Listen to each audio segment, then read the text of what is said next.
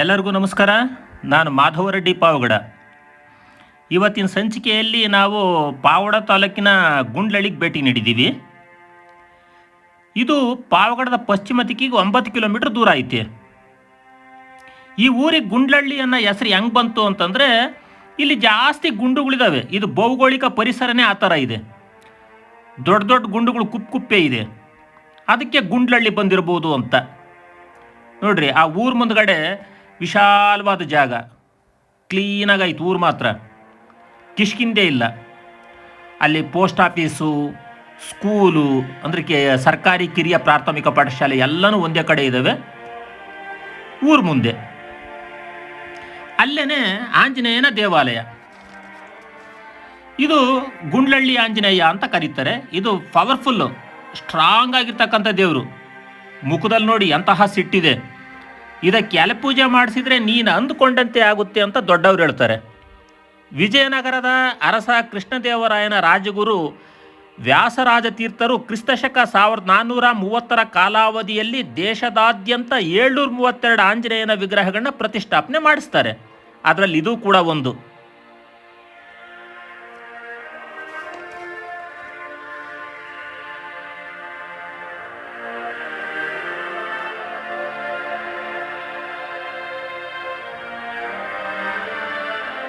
ಇದು ಕಾವಲು ಗೋಪುರ.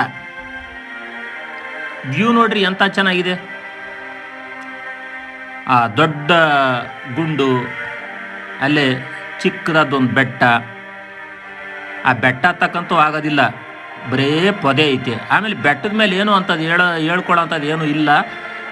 ಕೆಲವು ಮನೆ ಅವಶೇಷಗಳು ಬಿಟ್ಟರೆ ಮತ್ತೇನೂ ಇಲ್ಲ ಅಂತಂದು ಇಲ್ಲಿರ್ತಕ್ಕಂಥ ಜನರು ಹೇಳಿದರು. ನೋಡ್ರಿ, ಇದು ರಾಮನ ದೇವಸ್ಥಾನ. ದೊಡ್ಡ ಗುಂಡು, ಗುಂಡಿನ ಕೆಳಗಡೆನೇ ಒಂದು ಗುಹೆ. ಆ ಗುಂಡಿ 3 ನಾಮ ಇಟ್ಟಿದ್ದಾರೆ ನೋಡ್ರಿ, ಎಷ್ಟು ದೊಡ್ಡ ಗುಂಡಿದು, ಬೃಹದಾಕಾರದ ಗುಂಡು. ಅಲ್ಲಿ ವ್ಯೂ ಅಂತೂ ತುಂಬಾ ಚೆನ್ನಾಗಿದೆ ದೂರದಿಂದ ನೋಡೋದಕ್ಕೆ.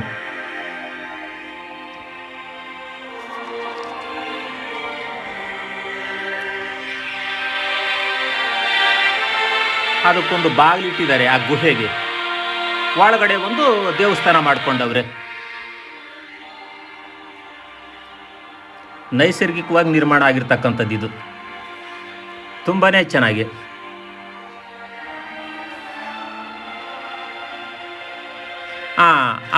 ಇಷ್ಟೊತ್ತು ನೋಡಿದ್ವಲ್ಲ, ಅದರ ಒಳಭಾಗ ಇದು.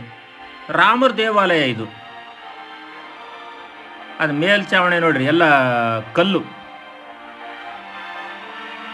ಆ ಪೊಟರೆ ಅಂತೀವಲ್ಲ, ಅದು ಗುಹೆ. ಇಲ್ಲೊಂದು ನಿಲುವುಗಲ್ಲಿ 3 ನಾಮ ಬಳಿದಿದ್ದಾರೆ. ಅದನ್ನ ರಾಮ ಅಂತ ಇಲ್ಲಿನ ಜನ ನಂಬಿ ಪೂಜೆ ಮಾಡ್ತಾರೆ ಬಹಳ ಭಕ್ತಿಯಿಂದ.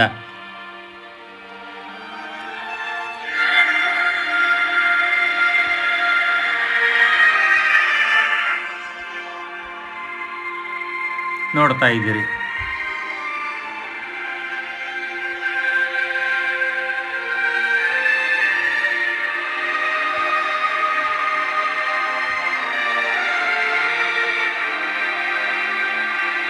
ಎಲ್ಲ ಕಲ್ಲಿನ ಪೊಟ್ರೆ. ಕೆಳಗಡೆ ಕಡಪ ಕಲ್ಲು ಹಾಕ್ಕೊಂಡಿದ್ದಾರೆ. ಸ್ವಲ್ಪ ನಾಜೂಕಾಗಿ ಮಾಡ್ಕೊಂಡಿದ್ದಾರೆ ದೇವಸ್ಥಾನನ.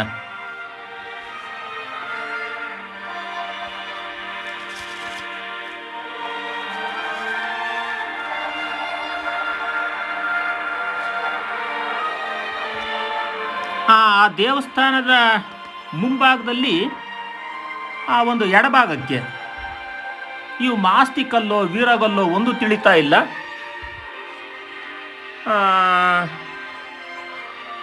ಸ್ವಲ್ಪ ಸವದೋಗ್ಬಿಟ್ಟಿದ್ದಾವೆ.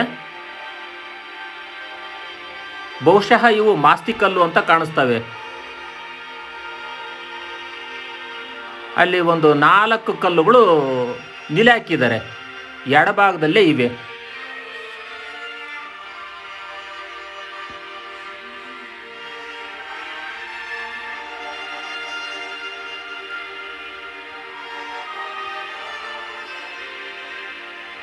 ಸಂಪೂರ್ಣವಾಗಿ ಸವದೋಗ್ಬಿಟ್ಟಿದ್ದಾವೆ.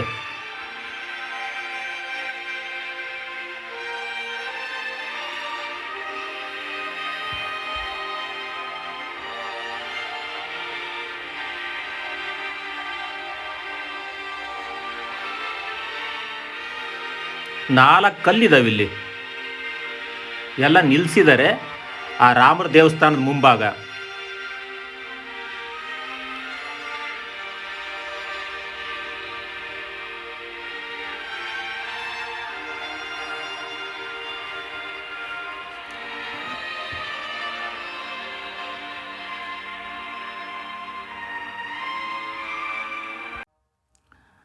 ನೋಡಿ, ಅದೇ ದೇವಸ್ಥಾನದ ರಾಮರ ದೇವಸ್ಥಾನದ ಮುಂಭಾಗಲೇ ಒಂದು ಒಳಕಲ್ಲು, ಹಳೇ ಕಾಲದ್ದು, ಭಾಳ ಉದ್ದ ಇದೆ. ಅಲ್ಲಿಂದ ನಾವು ಸೀದಾ ಆ ಶಿವನ ದೇವಾಲಯದ ಹತ್ರ ಬಂದ್ವಿ. ಇದು ಚಿಕ್ಕ ಕೆರೆ ಏರಿ ಹಿಂದೆ ಇದೆ ಶಿವನ ದೇವಾಲಯ ಅಥವಾ ಸೋಮೇಶ್ವರನ ದೇವಾಲಯ ಅಂತಂದು ಕರೀತಾರೆ. ಲಾಸ್ಟ್ಗೆ ನಾನು ಒಂದು ಶಾಸನ ಉಲ್ಲೇಖ ಮಾಡಿದ್ದೀನಿ, ಅದರಲ್ಲಿ ಈ ದೇವಸ್ಥಾನದ ಬಗ್ಗೆ ಉಲ್ಲೇಖ ಮಾಡಿದ್ದಾರೆ, ಪ್ರಸ್ತಾಪ ಮಾಡಿದ್ದಾರೆ. ಹಳೆಯ ಕಾಲದ್ದು, ಚೋಳರ ಕಾಲದ್ದು. ಗರ್ಭಗುಡಿಯಲ್ಲಿ ಶಿವನ ವಿಗ್ರಹ ಇಲ್ಲ, ಸಂಪೂರ್ಣವಾಗಿ ದೇವಸ್ಥಾನ ಹಾಳಾಗೋಗಿದೆ.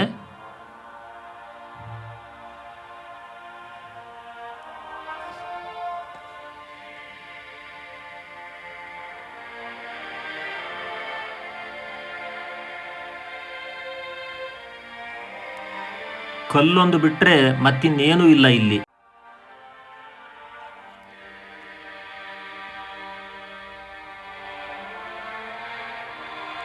ಆ ಕಲ್ಲೂ ಸಮೇತ ಬಿದ್ದೋಗಂಗಿದ್ದಾವೆ. ಹಳೇ ಕಾಲದ ಚೋಳರ ಕಾಲದ ದೇವಾಲಯ ಇದು.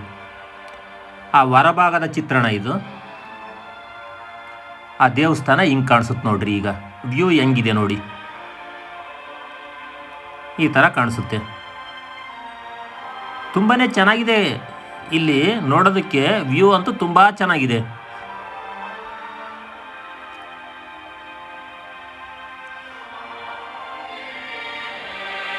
ಈ ದೇವಸ್ಥಾನದ ಹಿಂಭಾಗನೇ ಕೆರೆ ಬರುತ್ತೆ, ಅದು ಕೆರೆ ಏರಿ ಹೊಂದ್ಕೊಂಡೇ ಐತಿ ದೇವಸ್ಥಾನ. ಅಲ್ಲಿ ಪಕ್ಕದಲ್ಲೊಂದು ಉಯ್ಯಾಲೆ ಕಂಬ ಇದೆ ನೋಡಿ. ಈ ದೇವಸ್ಥಾನದ ಹಿಂಭಾಗದ ಚಿತ್ರಣ ನೋಡಿ. ಇದು ಈಗ ಕಾಣಿಸ್ತಕ್ಕಂಥದ್ದು ಉಯ್ಯಾಲೆ ಕಂಬ.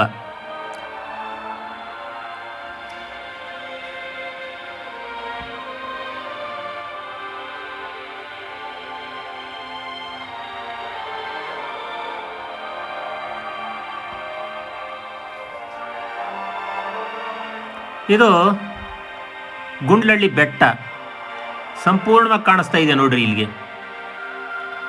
ಈ ಬೆಟ್ಟಕ್ಕೆ ಹೊಂದ್ಕೊಂಡಂತೆ ಒಂದು ಚಿಕ್ಕ ಕೆರೆ, ಗುಂಡ್ಲಳ್ಳಿಯ ಚಿಕ್ಕ ಕೆರೆ ಇದೆ. ಆ ಕೆರೆಯಲ್ಲೆಲ್ಲ ಸಿಕ್ಕಾಬಟ್ಟೆ ಸೀಮೆ ಜಾಲಿ ಬೆಳೆದೈತೆ. ಇದ್ರಾಗೇನೋ ಚಿಕ್ಕ ಕೆರೆಗೆ ನೀರಿಲ್ಲ, ಸಣ್ಣ ಕೆರೆ ಅಂತಂದು ಕರೀತಾರೆ ಇದನ್ನು. ಎಲ್ಲ ಬಿರುಕ್ಬಿಟ್ಟೈತೆ, ಕುಡಿಯೋಕ್ಕೊಂದು ತೊಟ್ಟು ನೀರಿಲ್ಲ ಪ್ರಾಣಿ ಪಕ್ಷಿಗಳಿಗೆ.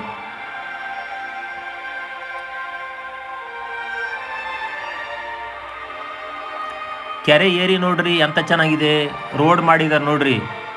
ಆ ಕಡೆ ಮುಂದೊಂದು ಊರಿದೆ, ಆ ಊರಿಗೆ ಹೋಗೋದಕ್ಕೆ ರೋಡ್ ಭಾಳ ಚೆನ್ನಾಗಿ ಕಾಣಿಸುತ್ತಿಲ್ಲಿ.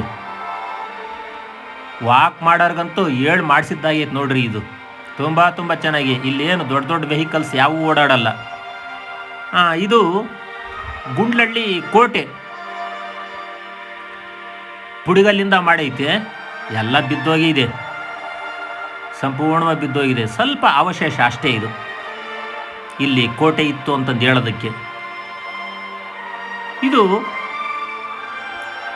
ಊರು ಬಾಗಿಲು, ಇದು ಸೆಂಟ್ರ್ನಾಗ ಮಾಡಿರೋ ಊರು ಬಾಗಿಲು ಅಂತ ಕಾಣಿಸುತ್ತೆ. ಮೊದಲು ಇದ್ದದ್ದು ಊರು ಬಾಗಿಲು ಬಹುಶಃ ಬಿದ್ದೋಗಿರುತ್ತೆ. ಇದು ಸಮೇತ ಈಗ ಆ ಗುಂಡ್ಲಳ್ಳಿ ಬೆಟ್ಟದ ಚಿತ್ರಣ. ಬರೇ ಗುಂಡುಗಳೇ, ಬರೇ ಗುಂಡೆ, ದೊಡ್ಡ ದೊಡ್ಡ ಗುಂಡು. ಅದಕ್ಕೇನೆ ಇದಕ್ಕೆ ಗುಂಡ್ಲಳ್ಳಿ ಅನ್ನೋ ಹೆಸರು ಬಂತು.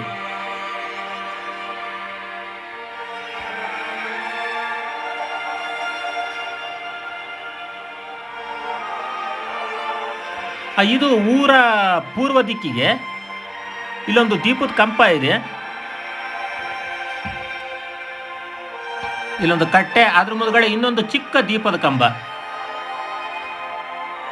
ಈ ದೀಪದ ಕಂಬದಲ್ಲಿ ಈಗ ತೋರಿಸ್ತಾ ಇದೀವಿ ನೋಡ್ರಿ, ಇಲ್ಲಿ ಆಂಜನೇಯನ ವಿಗ್ರಹ ಸುಮಾರಾಗಿ ಗೋಚರಿಸುತ್ತಷ್ಟೇ ಅದು. ಸುಮಾರು ಅಂದರೆ ಸುಮಾರು. ಆ ಕಂಬಕ್ಕೆ ಸುಣ್ಣ ಹೊಡೆದಿದ್ದಾರಲ್ಲ, ಅದು ಸರಿಯಾಗಿ ಗೋಚರಿಸ್ತಾ ಇಲ್ಲ. ಇನ್ನೊಂದು ಕಡೆಗೆ ಒಂದು ಪುಷ್ಪ, ಚಿಕ್ಕ ಕಂಬ, ಇದು ದೀಪದ ಕಂಬ.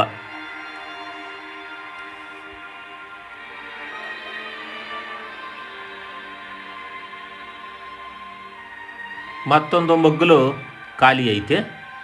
ಈ ಕಡೆ ಏನು ಕೆತ್ತನೆ ಕೆಲಸ ಆಗಿಲ್ಲ. ಮೇಲ್ಭಾಗ ಕೆತ್ತಿದ್ದಾರೆ ನೋಡ್ರಿ, ಅಲ್ಲಿ ಹೂವಿನ ಚಿತ್ರ ಇದೆ. ಇಲ್ಲಿ ಶಂಕುಚಕ್ರ,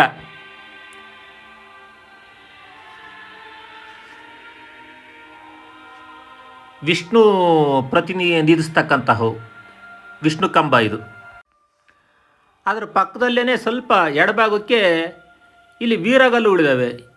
ಈ ಗುಂಡ್ಲಳ್ಳಿ ಜನ ಇದನ್ನು ವೀರಗಾರರ ದೇವಾಲಯ ಅಂತ ಕರೀತಾರೆ. ಇದು ಗುಂಡ್ಲಳ್ಳಿ ಸ್ಮಶಾನ ಇದೆಯಲ್ಲ, ಸ್ಮಶಾನದ ಪಕ್ಕದಲ್ಲೇ ಈ ವೀರಗಾರರ ಒಂದು ಕಲ್ಲುಗಳನ್ನ ನಿಲ್ಲಿಸಿದ್ದಾರೆ. ಅವಕ್ಕೆ ಚಿಕ್ಕ ಚಿಕ್ಕ ಗುಡಿ ಮಾಡಿದ್ದಾರೆ. ಸ್ವಲ್ಪ ರಕ್ಷಣೆ ಇದೆ, ಇವಕ್ಕೆ ತುಂಬಾ ರಕ್ಷಣೆ ಇದೆ. ಸೊ ಕಲ್ಲು ಗುಡಿ ಮಾಡಿರೋದ್ರಿಂದ ಅದಕ್ಕೆ ಒಂದು ಸ್ವಲ್ಪ ಚೆನ್ನಾಗಿ ಗೋಚರಿಸ್ತಾ ಇದ್ದಾವೆ ನೋಡ್ರಿ.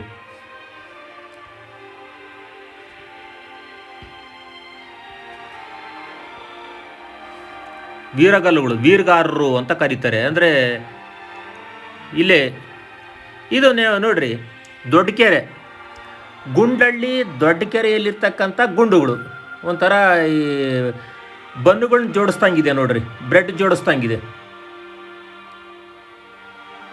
ಎಷ್ಟು ಸುಂದರವಾಗಿ ಕಾಣಿಸುತ್ತೆ. ಪ್ರಕೃತಿ ನೋಡೋದಕ್ಕೆ ತುಂಬ ಸುಂದರ. ಇದು ಕೆರೆ ಚಿತ್ರಣ, ಕೆರೆ ಅಂಗಳದಲ್ಲೈತೆ, ದೊಡ್ಡ ಕೆರೆ ಅಂಗಳದಾಗೆ, ಗುಂಡ್ಲಳ್ಳಿ ದೊಡ್ಡ ಕೆರೆ ಅಂಗಳ. ಅಂದರೆ ಮುಂದಕ್ಕೆಲ್ಲ ಬಹಳ ಸೀಮೆ ಜಾಲಿ ಐತೆ. ಸದ್ಯ ಈ ಕೆರೆಯ ಕುಡಿಯೋ ನೀರೈತೆ. ಕಾಡು ಪ್ರಾಣಿಗಳಿಗೆ, ಪಕ್ಷಿಗಳಿಗಂತೂ ತುಂಬಾ ಅನುಕೂಲ ಆಗುತ್ತೆ ಈ ನೀರು. ಯಾಕೆಂದರೆ ಇವಾಗ ಬೇಸಿಗೆ ಅಲ್ವಾ, ಎಲ್ಲೂ ಕುಡಿಯೋದಕ್ಕೆ ನೀರು ಸಿಗ್ತಾ ಇಲ್ಲ. ಇಂಥ ಟೈಮ್ನಲ್ಲಿ ಈ ಕೆರೆಯಾಗ ನೀರೈತಿ ಅಂತಂದರೆ ಗಾಡ್ ಈಸ್ ಗ್ರೇಟ್ ಅಂತ ಅನ್ಬೋದು ಅಷ್ಟೇ. ಭಗವಂತ ಪ್ರಾಣಿ ಪಕ್ಷಿಗಳಿಗೆ ನೀರನ್ನು ಇಲ್ಲಿಟ್ಟಿದ್ದಾನೆ ಅಂತ ಅನಿಸುತ್ತೆ.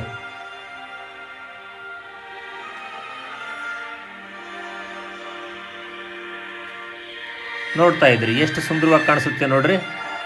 ಆ ಕೆಳಗಡೆ ಗುಂಡಿನ ಮೇಲೆ ಮೇಲ್ಗಡೆ ಗುಂಡು ಯಾರನ್ನ ಜೋಡಿಸಿಟ್ಟವ್ರೇನಪ್ಪ ಅನ್ನಂಗೆ. ಈ ಊರಿಗೆ ಸಂಬಂಧಪಟ್ಟಂತೆ ಇಲ್ಲಿ ಶಾಸನಗಳಿದ್ದಾವೆ. ಆ ಊರಲ್ಲೆಲ್ಲ ಉಡುತ್ತೆ ಈ ಶಾಸನಗಳನ್ನ ಕಲ್ಲಿನ ಮೇಲೆ. ಅವು ಗೋಚರಿಸಲಿಲ್ಲ.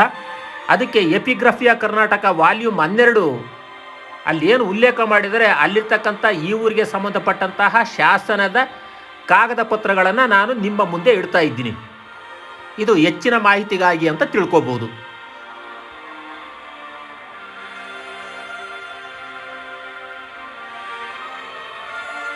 ಈ ವಿಡಿಯೋ ಇಷ್ಟ ಆದರೆ ದಯವಿಟ್ಟು ಸಬ್ಸ್ಕ್ರೈಬ್ ಆಗಿ. ಮುಂದಿನ ವಿಡಿಯೋ ಮಾಡೋದಕ್ಕೆ ಅನುಕೂಲ ಆಗುತ್ತೆ. ಪಾವಗಡ ತಾಲೂಕಿನ ಎಲ್ಲ ಹಳ್ಳಿಗಳ ಇತಿಹಾಸವನ್ನು ಹೇಳೋದಕ್ಕೆ ನಾವು ಹೊರಟಿದ್ದೀವಿ. ನಿಮ್ಮ ಪ್ರೋತ್ಸಾಹ ನಮಗೆ ಭಾಳ ಅತ್ಯಗತ್ಯ. ಸಬ್ಸ್ಕ್ರೈಬ್ ಆಗೋ ಮುಖಾಂತರ ನಮಗೆ ಸಪೋರ್ಟ್ ಮಾಡಿರಿ ಅಂತಂದೇಳಿ ತಮ್ಮಲ್ಲಿ ನಾವು ಕೇಳ್ಕೊತೀವಿ. ಶಾಸನಗಳು ಗುಂಡ್ಲಳ್ಳಿಗೆ ಸಂಬಂಧಪಟ್ಟಂತೆ ಎಪಿಗ್ರಫಿಯ ಕರ್ನಾಟಕ ವಾಲ್ಯೂಮ್ 12 ಹೆಚ್ಚಿನ ಮಾಹಿತಿಗಾಗಿ.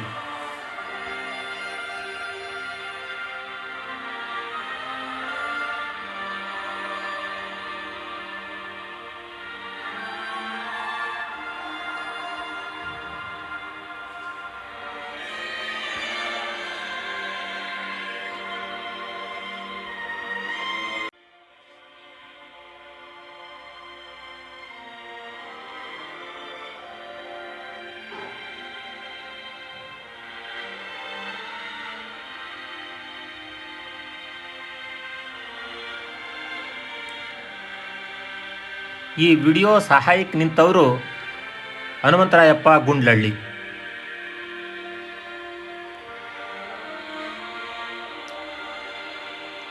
ಎಲ್ಲರಿಗೂ ವಂದನೆಗಳು.